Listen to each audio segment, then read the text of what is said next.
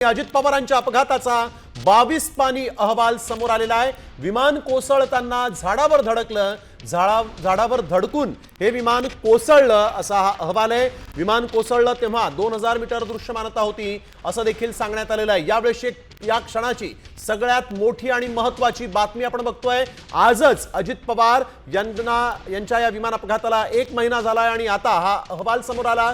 झाडावर धडकून विमान कोसळलं तेव्हा 2000 मीटर इतकी दृश्यमानता होती असं नोंदवण्यात आलेलं आहे। या क्षणाची सगळ्यात महत्त्वाची बातमी 22 पानी अहवाल आता समोर आलेला आहे। विमान जेव्हा कोसळलं तेव्हा ते झाडावर धडकलं असं या अहवालामध्ये म्हटलं गेलेलं आहे। अजित पवार यांच्या विमान अपघाताप्रसंगी एक सगळ्यात महत्त्वाची बातमी, प्राथमिक अहवाल जो आहे तो 1 महिन्यानंतर समोर आलेला आहे आणि या अहवालात अजितदादांच्या अपघाती मृत्यूनंतर जो हा सगळा अपघात झाला त्याच्यावर जे सवाल उपस्थित झाले होते त्या संदर्भातला हा अत्यंत महत्त्वाचा अहवाल आपण बघतोय।